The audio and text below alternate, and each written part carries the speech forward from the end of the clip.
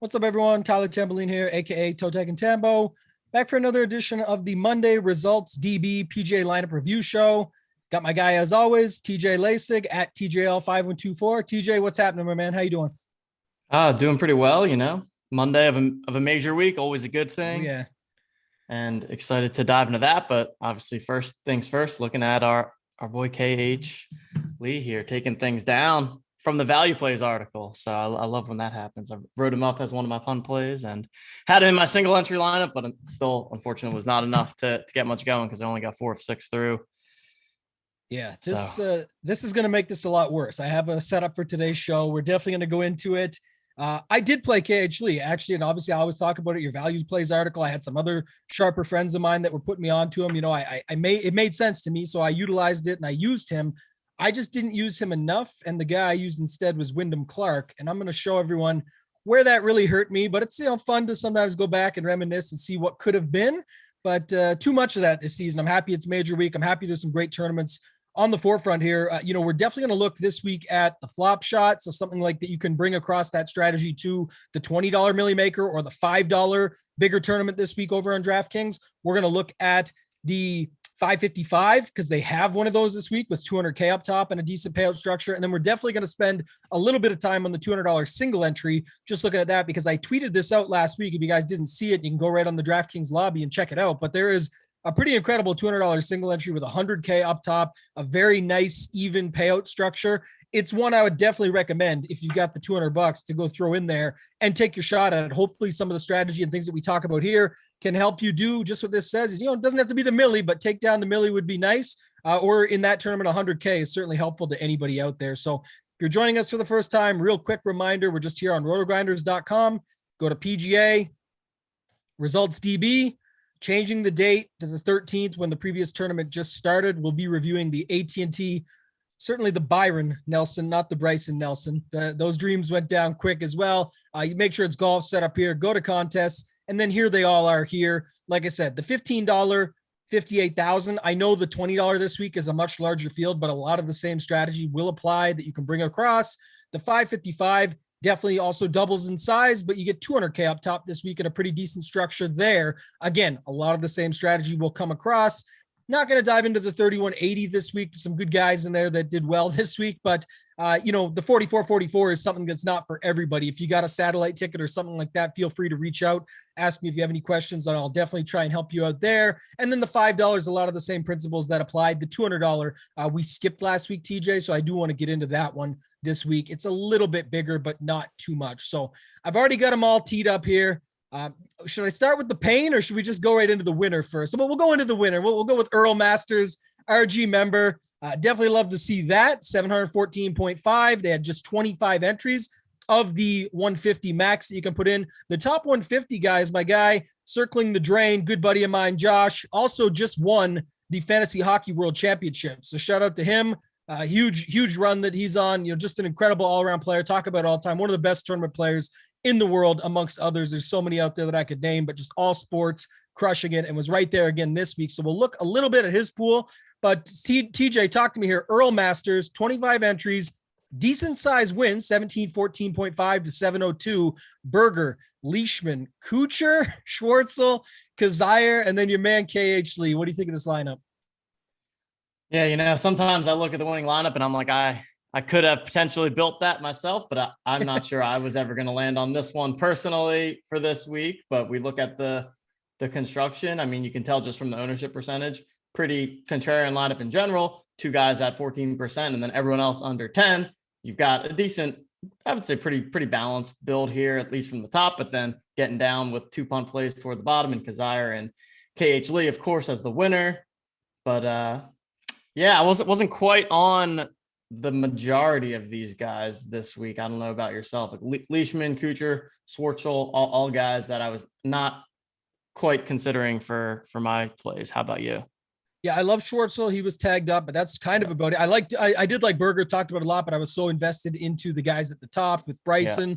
And then I liked Straka more than Kazire. They both did well, but Kazire did better. So that's just the example there at 7,300. A couple different ways you could go. A little too high on the Hoagie train. Talked about the Gim Chalk. We'll get into that. Probably see it in some of these 5 out of 6 lineups, but Then me and Noto got talking on the Wednesday show, and I was sort of convinced a little bit back into him, but I still was a little bit wary of it. So I just want to look here real quick at Earl Masters pool, because 25 lineups to see how they played it.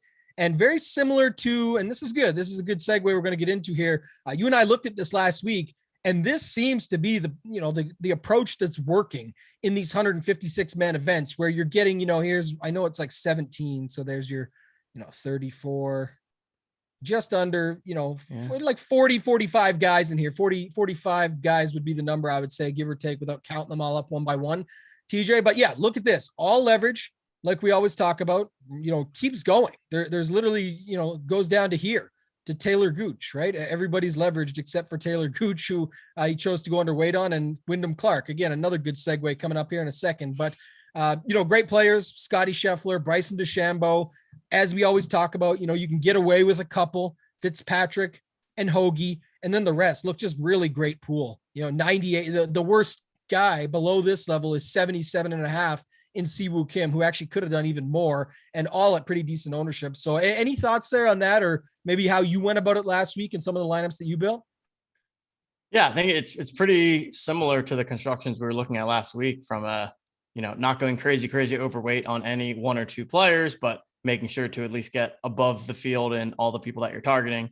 And I said that the winning lineup that was landed on here was not people that I was interested in, but I'm looking at the exposures here, and a lot of these guys at the top of this person's player pools were people that I were looking at. So just kind of happens that they landed on the winning lineup, which is something that we're seeing a good bit of too, right? It's not all the people that are winning these tournaments are not just winning it because their core hit. Sometimes it just so happens that you get the right pieces to fall together for that one lineup. And as we've said, that's all that really matters, is getting to the top here. But like the player pool, like the approach. And yeah, I think I agree when it comes to these larger fields where it's so difficult to get 6 out of 6 through, that maybe just increasing your exposure across the board probably makes more sense there. Obviously, with the PGA Championship coming up this week, we have a bit of a different case, because we've got the field itself is smaller too. I know we have like 20 to 25 people that you can pretty much X out across the bottom. So, and top 70 in ties make the cut instead of 65.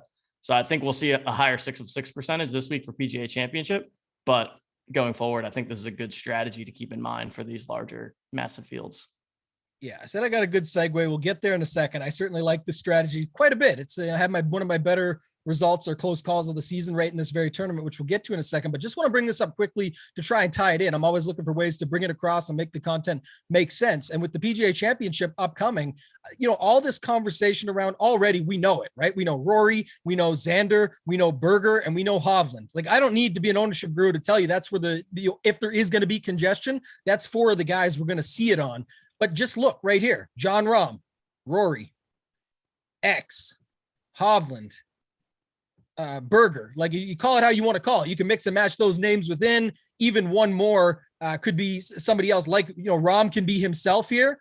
Berger, Hovland, X, Rory. However you want to flip it. My point is, the 5 highest owned guys can still be some of the higher owned guys in your pool with this strategy, because while those guys will be congested ownership at around 20 to 30, I'm going to really range it out. We're early in the week. Call it an average of 25. Some will be 21, some will be 25. Could see a 27 maybe in there with a Berger or a Hovland at their prices. But I'm just saying, it doesn't mean you need to ignore them. That's not where the mistakes or items seem to go wrong. It's when you start mixing in some of those Gims of the world and things like that, where you could get into potentially a little bit of trouble, where there's a lot of the same guys down below, or at least play the same game. So good job to Earl Masters. I thought I would bring that up just to show it stood out to me that you can have the 5 or 6, chalkiest, if you will, guys. He was only really off of Spieth and Gim, which was, the key here. Gim, we just talked about that. Spieth actually had a good week, but it didn't matter. He had everybody else right. So let's flip it over here. I'll get to what I was talking about. So I heard you and Kenny already talk about it. So I know, about this. Yeah, I didn't specifically look at it, but I heard you reference it, and I'm assuming it's not going to be pretty to look at.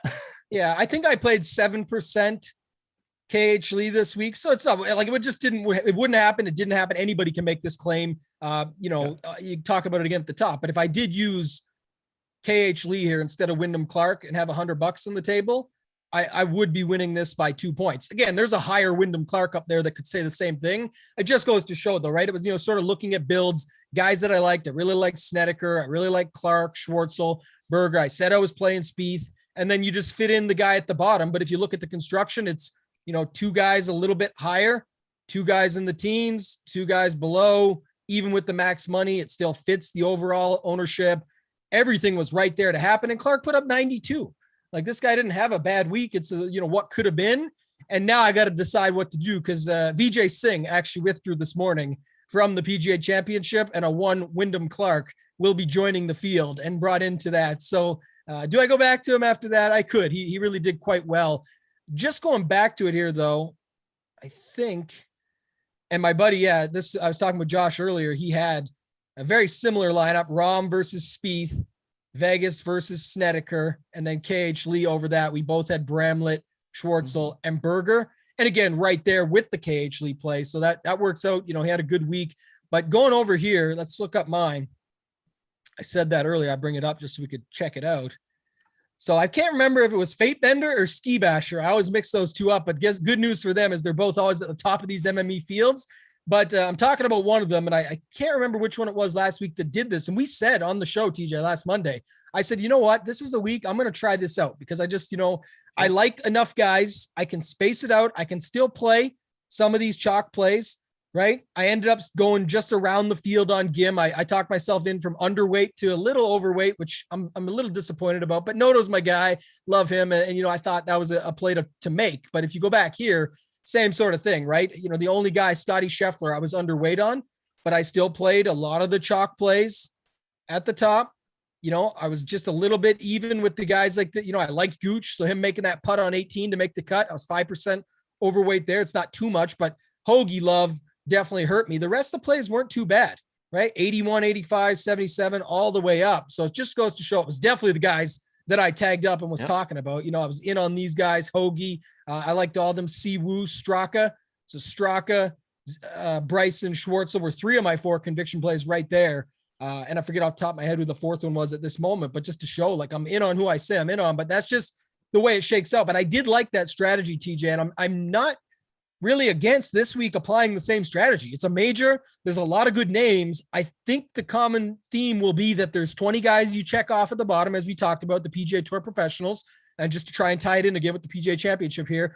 There's guys like that you will remove. There's guys that you just think, one mistake I think might be made this week. I'm going a little off topic here, but trying to tie it in, is that, guys that just can't get to the top. So a Brian Harmon, but I was talking about this with Kenny on the podcast. He was second at Erin Hills, which is a US Open with thicker rough, with longer, run out and things like that. So I think there's definitely guys that can still find their way around. It's still a Pete Dye. You can, get the old Texas wedge out and you can putt it off the green. You can do a lot of different creative things. So experience at Pete Dye courses, the long distance, it still comes down to fairways, greens, scrambling, all of those things. So I think there will definitely still be some guys that some may cross off because they're not bombers. And again, tees will get moved up. That wind that that everyone's talking about, even if it does show up, could be a tailwind where now you've got, it run out even further on less than soft conditions, where these guys are actually getting a little bit more rollout to help them keep up a little bit and have a little bit better shots in there. So I don't know. I'm just saying, I think going with a little bit diversified pool this week and spreading it out this way again could be something that works. What are your thoughts there on that? No, I like it. I think it makes a ton of sense. Like you said, major field. So clearly going to be a ton of options to choose from that we all want to play. I think the more, going all in on 1 or 2 guys makes sense in some of the weaker fields where there's clearly, either whether it's guys at the top or value plays that stand out head and shoulders above the rest. That's never going to happen in a major. Everyone's good. No one person is going to be clearly better than anyone around them, in my opinion, at least. And I think it makes a ton of sense and likely is something that I'm going to be deploying this week in the drive the green, because I'm gonna go ahead and max that. It's a massive one this week. Yeah, that's the $5 there. But I think it makes sense. I really like that. And one point that you brought up there too, we've talked about it in the past a little bit, but Bryson DeChambeau at the Rocket Mortgage, I, went the other way, unfortunately, but just to say, from a game theory perspective there, I thought, there's maybe an opportunity to just make too many mistakes, but it was just way too many scoring holes. And he was literally the class of the field and it wasn't close. Won't make that mistake again. And I used to be pretty good at that aspect. When you think about a guy like DJ at the RBC Canadian Open, that was where you get your all in plays, or if you're a little bit more risk adverse, you could go to 65 or 70% of a golfer. Some could go more, some do that anyway. They just don't care every week and they'll play it that way. Some guys that play, baseball play 3 stacks on a night. There's 26 stacks out there across 13 games. So it's all to each their own, but it's just to tie it in together. I do like this for something like a major where it's really hard for you to sit there or me to sit there and tell you that this guy is by far the better play over this guy. It's just not true. They're all great golfers. They're at the top for a reason. They're Vegas favorites for a reason. They all have their skill sets that could lead them to the top. So spacing it out, but again, taking your stance. And I was still in on Scheffler just to show this thing here as well. It's just some guys, when they get to 30%, you just can't get there. Like I didn't want him to be the top. I really like Schwartzel. I really like Bryson. I wanted those guys to be at 30%. Even Berger, I wanted to get closer to 25 and overweight. So it's just little things like that you're going to look at and see. Going back here one more time, I just want to see how my other guy circling the drain did it because, and I'll turn mine off, of course, so that we can see here what he did. If he might have done the same thing, I didn't look at it after the fact, but it's always good to look at great players and see what they're doing, not just the guys that win. And he went a little more aggressive in this. So he had the full max 150 like myself.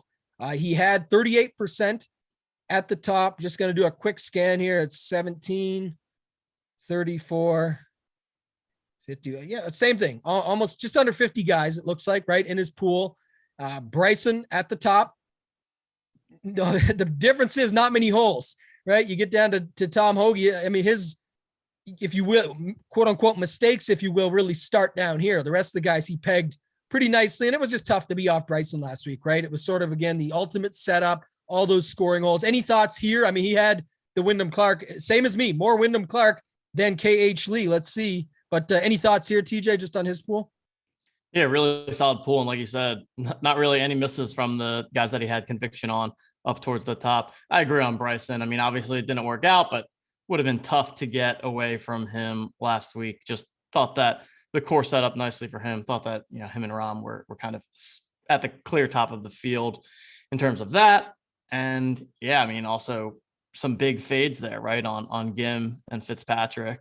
The Gim one was interesting this week. As we know, I'm always a big time Doug Gim guy. And I did like him as a play this week and wrote him up as kind of the quote unquote optimal plays, but I did end up fading him in my single entry tournament lineups just because I didn't think that the ownership was worth it. Thought it was actually a good spot to pivot away. But then, it's hard to get things right because I did the same thing where I had my lineup and I had Scheffler in it. And I felt like the lineup was too chalky overall. And I thought that Scheffler was going to come in super high owned, and he did. In some of the single entries, he was 35-40% owned. So I decided to pivot from him to Fitzpatrick, and then Fitzpatrick misses the cut. So yeah. You win some, you lose some. I think that I didn't mind the theory behind that, but it didn't work out for me on this one. Oh yeah. And that's the other thing too, right? Just because you make the right pivot in one spot, and that's, we see a lot of victory laps out there and things like that. It's good. It's awesome if you peg that and figured it out, but you still have to put 5 other pieces together correctly, right? You got from Gim to Straka, who I liked down below there. That's awesome, but you still have to have those other pieces, right? 5 out of 6 isn't going to cut it on very many, in very many tournaments or on very many weeks of the season. So another thing here, like you said, was the big stands that he took. So, Fitzpatrick, Gim, Palmer, and Kazire. And notice this, it doesn't always work out.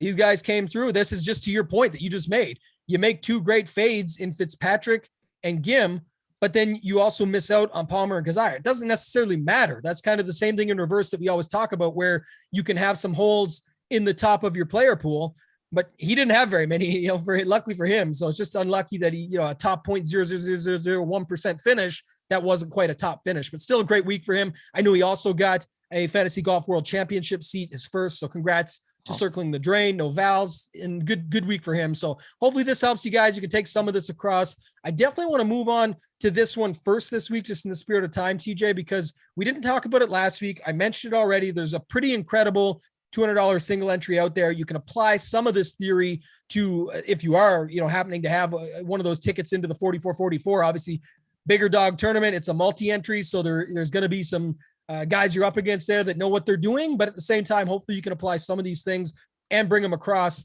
Here's the winner, JDH7. Probably be more about, strategy and whatnot when we get into this, TJ, but just look at his lineup first, his or hers. Will Zalatoris, Leishman, English, Schwartzel, Kazire, and Lee. We know Lee's going to be in there. He put up 147 points, but really strong lineup overall. And again, some of these older guys were showing up this week, the Kuchers, the Schwartzels, the Englishes, the Leishmans, all those dudes. But what are your thoughts here on this winning lineup for JDH7? 688.5 to 637.5. Wow. Yeah, that's blowing out the field right there. I think it's a great lineup. I think it's a great lineup, especially for some of the single entry stuff, right? Getting guys like Leishman and English in there, especially in a single entry, they're going to be even lower owned than they would be in some of the larger tournaments. Obviously, when people are firing 150 lineups, maybe you're mixing a Leishman and English into your player pool. But when people only have one bullet to fire, going to see them showing up a lot less frequently. So I like that play there. Eating the chalk on Zalatoris. Obviously, no issues with that. He's been playing some great golf overall. Kazire, solid value play this week. And then, your boy Schwartzel, KH Lee, rounding things out. I think it's a nice lineup. And I like the contrarian nature against, especially for the single entries. I think it's oftentimes makes more sense to even be taking contrarian nature to the extreme in some of the single entry stuff, just because we see the chalky plays consolidate even more at the top into that 30-40% ownership range. Yeah. And I think that, a few things there just to stand out to me is just like you said, so first off, how many people were on guys at the top? We already talked about it, whether it was, Scheffler, Bryson, Spieth, Berger, all these guys were gaining ownership throughout the week and had a lot of ownership associated there. So just starting with Zalatoris, even though he's the highest owned in your lineup, you're starting your lineup while leaving the entire top range out of it. And then you're not going Zalatoris, Scheffler, or something like that. You're using, one value play that you're okay with, and then getting low owned with the rest of them. So just to apply to this week, I've looked at the pricing extensively just because we did the Fantasy Golf Degenerates podcast early, as you mentioned earlier, Kenny Kim and myself. That's out on Rotogrinders podcast feed and our own podcast feed on Apple or wherever you guys find your podcasts. So you can go and check that out for free as well for your PGA preview. But just thinking about this week, TJ, how many people are going to start like Rory Xander? That to me seems more popular than someone just starting with Xander. If using Xander, I'm saying. So we know Xander might be popular, but you could use Xander, and then Xander Hovland could be popular, but maybe this is Webb Simpson at 9,200 this week, or Patrick Reed at 9,100, who just won't garner the ownership there because Hovland will have it. And while Hovland is a phenomenal play in my books, it's just to say when you're starting your lineup, you're skipping the top with DJ, Rory, Bryson, JT, Rahm. You're going into Xander, who really is, on an incredible stretch of his own and just hasn't got the job done completely, but in a major, but I definitely think he's capable. He could beat those guys and be there on Sunday down the stretch. Absolutely. Even with the longer course, played well in Mexico, Hawaii, things like that, where, courses that, are seaside and things that just make sense from that perspective. And then you've got, a guy that could, go in here at a low ownership, Webb Simpson or a Reed over a Hovland. And now you've got this same type of lineup build where then you'll have to look to get different down here, but you can get away with one value play, whether it's a Sam Burns or a Corey Connors or whoever you want to use down there that's popular, Casey, let's say, and then get low ownership on the other three guys. So I think there's some takeaways with that. What are some other single entry strategies? Just, thinking back, TJ, when we first started this show, you were pretty much exclusively single entry or three max at most, maybe in some of these higher dollar tournaments, but it certainly applies to a tournament like this. So what are some of the thought processes that you go through weekly when trying to build that? You mentioned a little bit earlier with the GIM thoughts of last week, but you don't even have to keep it relevant. Just in general, your strategy thoughts with single entry in big tournaments like this. Yeah, and I definitely think that my thought process has evolved over time, as it always should. And for me, it's really around the struggle between playing the quote unquote best plays and the ownership percentage. Like, we look at this tournament, Scheffler is literally 43% owned, which is just crazy. And like I said, he was one of my favorite plays of the week.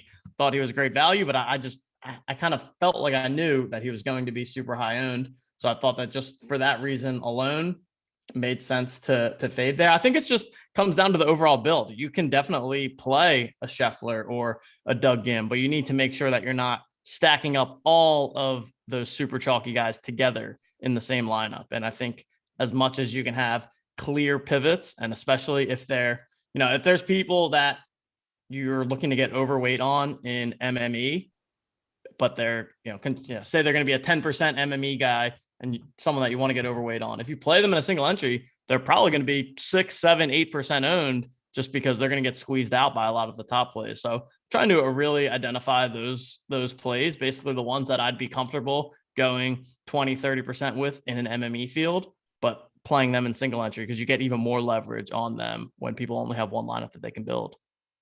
Yeah, I do like that, especially that point about, the leverage piece at the end there. Like, that's the thing. If you just play the best plays, that's what a lot of people do, right? They play their best plays. It becomes very chalky. And it's not that they're, not going to be unique with their lineup. They could leave $100 on the table and boom, or $200 on the table and they're unique.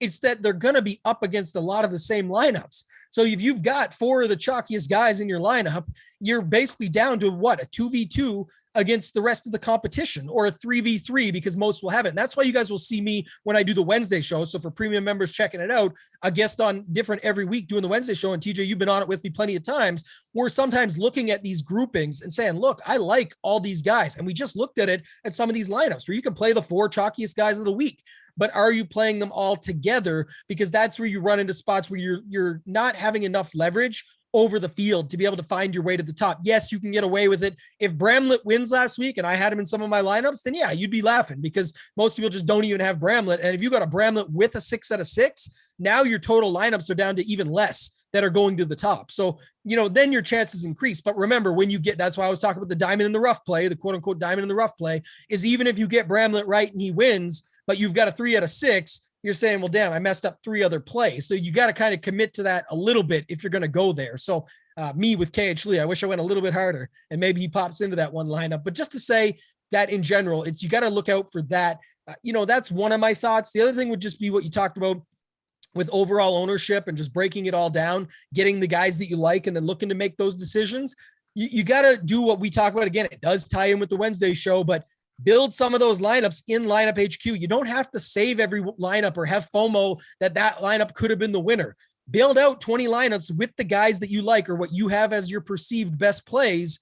Look at some of those builds that pop up in Lineup HQ and say, that one's going to be, it just looks too much, right? There's too many guys in there that people will have. There's the one I like. And it actually has 2 off the board plays, but 2 off the board plays that I love this week. And then the other 2 guys in the middle are like 13% or 9% where they're not going to be extremely high owned. Any other thoughts you want to chime in with here on single entry in general, TJ? I think it's a great tournament game house type to try and play in, because I think it really forces you to find that balance between the good plays, the good chalk, the bad chalk, where to be contrarian, thinking about some of the lineup constructions that we've talked about from a ownership percentage standpoint of the, 2 guys that are maybe chalkier around 20 or so percent, 2 guys that are in the teens, making sure that you have 2 guys that are below the teens. I think it is just a good practice. And I think that, you said it specifically, this $200 single entry that they have out there for this week. I had already made sure that I registered for that tournament before we're even on the show today, because I saw that. And it's not often that we get a nice flat payout. I feel like I'm always talking about the payout structures, but I'm really happy to see what this one looks like. And, $200, I think it's worth taking a shot at if it's within reason for your bankroll this week, because it's a really nice tournament overall. And you can practice some of these strategies that we talked through today. Yeah, definitely. And I think that's the other thing too. It's almost, I know the fields have got sharper. I know there's enough. We do a lot of good content here. Rotogrinders, other sites have it, everything's out there. So the fields are getting sharper. But here's the thing. When you're playing something like the flop shot or the big $20 Millie Maker or the $5 drive to green, you can say what people are doing, but you don't necessarily there's stars and scrubs and balanced lineups. That's what everyone looks at it as, is like, I'm going one way or the other. Let me mix it up. Let me build in sets. I get all that, but it's because we don't really officially know what a lot of those lineups are going to look like. And also the field is just massive, right? Like this week in the $20, I want to say it's 170,000 people. Like there's going to be so many different permutations of lineups and construction types out there that you can't even imagine. And, you know, leaving 500 on the table, leaving 1,000 on the table, and some, there's just going to be people doing crazy stuff.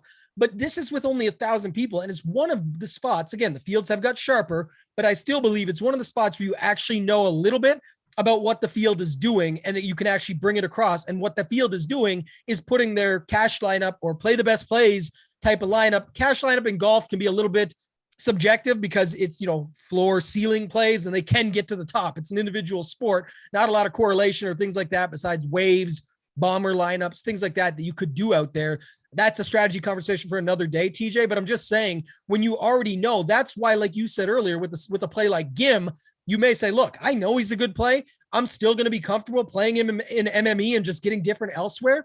But in the single entry, where I know he's going to be even more owned, or Scheffler is going to be even more owned, I am willing to get different there and just allow myself to leverage my way up if something goes wrong for him this week, or Gim this week in that case. So I do like that conversation piece around that. I think it's something we could go into more in the future, but hopefully this helps you guys apply some of that for this week. And then I don't know if you want to just, segue onto that, TJ, and we'll look at some of these lineups here before we get out of here quick, but just any difference in applying that same theory that we just talked about in single entry to some of the higher dollar entry where it's, there is the opportunity to put 20 lineups in. But again, not everybody's doing that. Most are going with, 1 to 5, where they're taking a shot, if you will, right? They're, Rounders-esque for those, poker buffs, love movies, going to take their shot to sit at the table with Johnny Chan and see if they can get the job done. So this is what this tournament's more about. This week, like I said, it did increase. It's about 1,600, but there is 200 grand up top. I believe 100 to second. This is me. I'll be riding in here this week. I'm not going to play the 44-44. I look at it like, look, if I can put 4 lineups into this for half the entry cost of that, yeah, I don't get a shot at $1 million, but 200,000 would still be pretty nice right now. It's, 1,600 versus 700. So it's about double the field, just over, but I'm still okay with that. And I feel like I can do enough. I like to have more shots myself. Any strategy you can bring across to this when we do bring up the dollar amount to the dollar cost entry? Yeah, I think it's very similar. I think these smaller fields, maybe it's not technically a single entry, but like you said, I guess this is a little misleading because we see quite a few of the 21 maxers here, but for the most part, there's not a ton of people that are putting in more than 3, 4, 5 lineups into these tournaments. And when you look at the ownership percentage and how that shakes out, it'll mirror the single entry much more closely. You can see right here, Scheffler coming in at 40% in this tournament as well. Some of those lower owned guys getting squeezed down. So I apply the same, single entry principles to the smaller field stuff. And again, still think that leverage aspect is really key. And that's something that I've been trying to improve in my game, and making sure that, even if it's only a 200 person tournament, that we're still finding that leverage. And if you can find that guy that's 4% owned, but you think is a really strong play, I think there's a lot of value in that. And yeah, well, I mean, what we see is if there's a person out there that's doing what I typically do and historically have done, is you make one lineup and then you put it into every single contest, right? So you're not particularly building for the specific tournament buy-in or the size. You just have one lineup that you're playing everywhere. And I think that a lot of the people playing in like the 555s and above, they have at least one lineup where that's what they're doing, and they're just blasting it into everything. So if you are someone who, this is the only tournament that you're playing and you're specifically building for that tournament, I think that's how you can get a little bit of an edge on some of the people that are just kind of mass applying the same strategy to every single tournament that they're entering.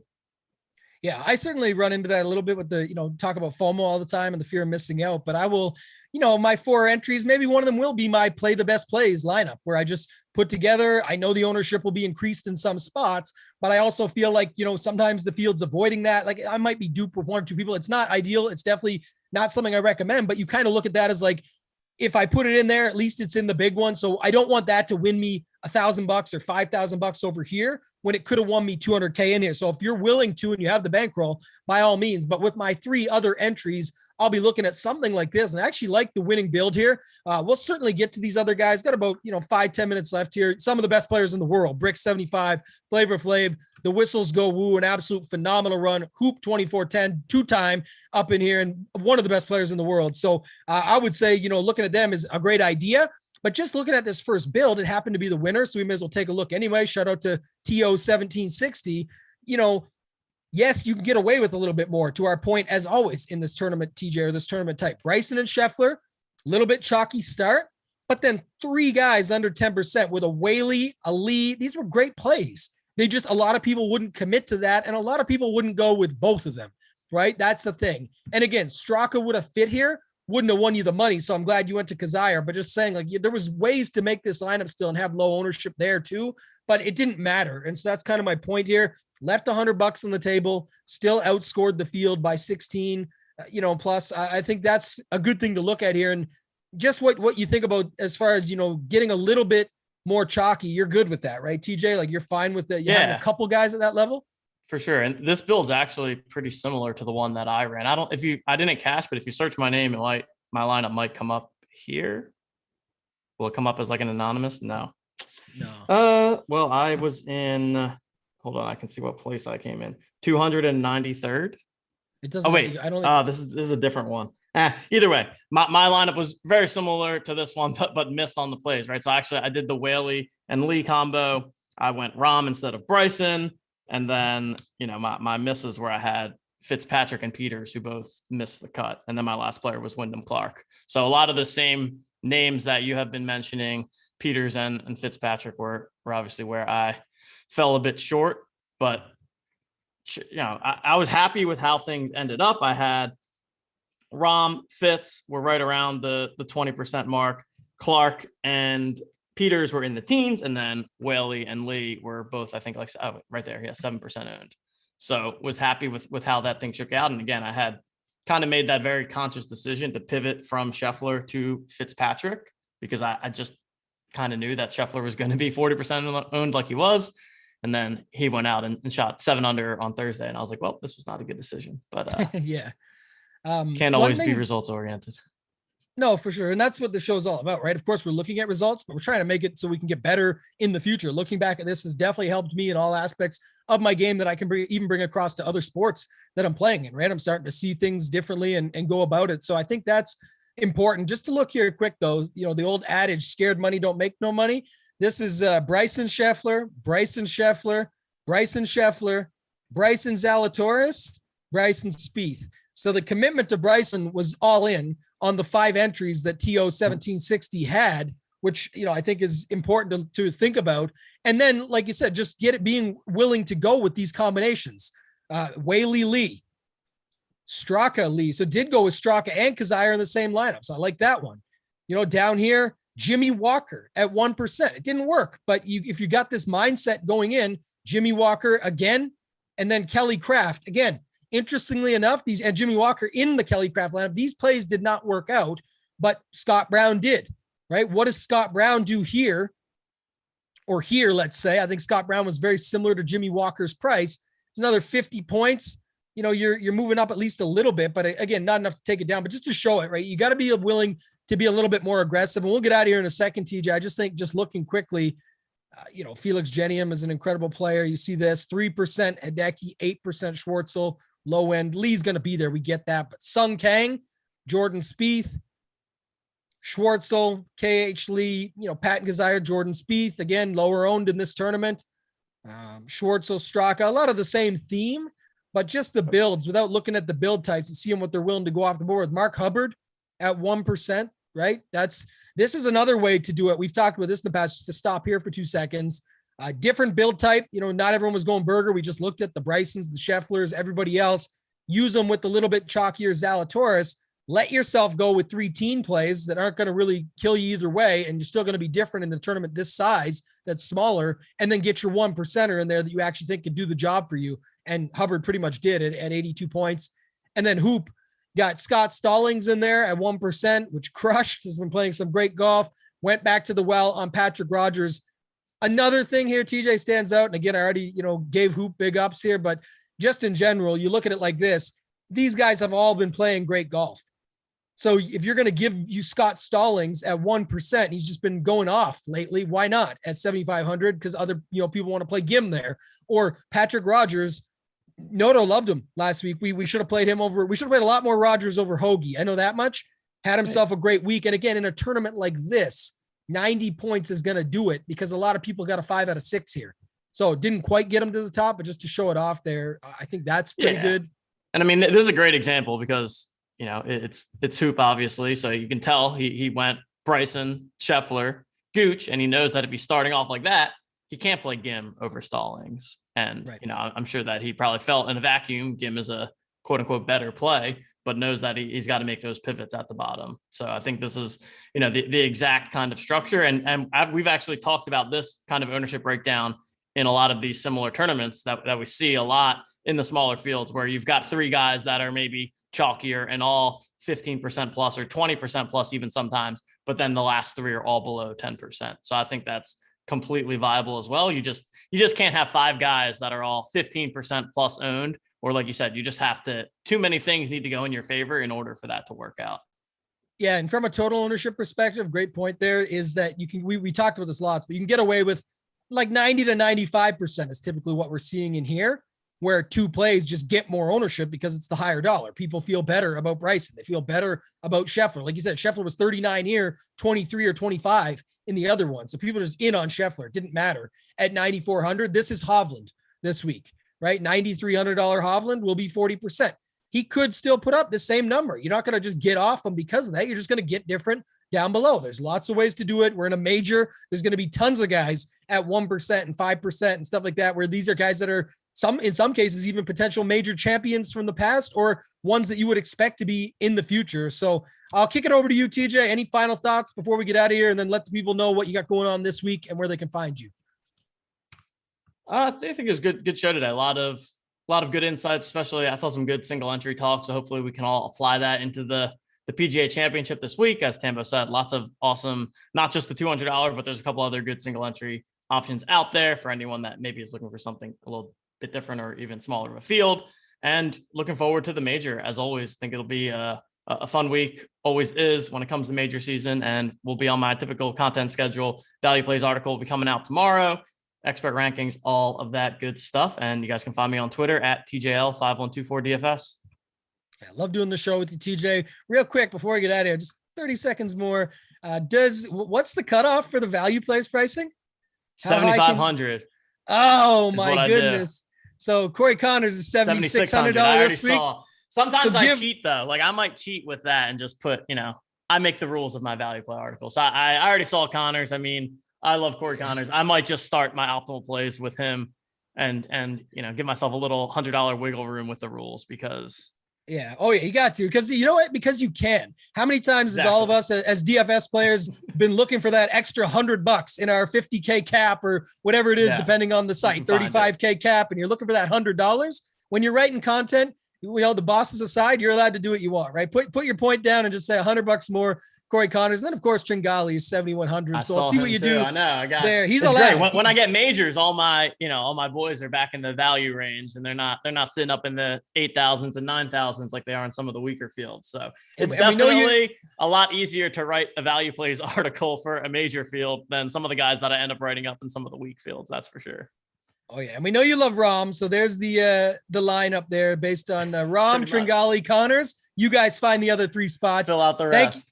Thank you again, man. Definitely appreciate it. You guys know where to find me on Twitter at ToeTagginTambo. Hit me up in the Discord. We'll have all of our regular content this week, the written stuff, the expert rankings, expert survey. I'm going to be on the show tomorrow night with Noto and Cards. As always, that one's free. You guys can check that out. And then Wednesday, it's myself and Jay Carlucci, the Looch. He's on a little bit of an MLB tear. Him and I both trying to rip up the MLB streets lately. So be good to get on with him, talk about the PGA Championship. Other than that, thank you and good luck.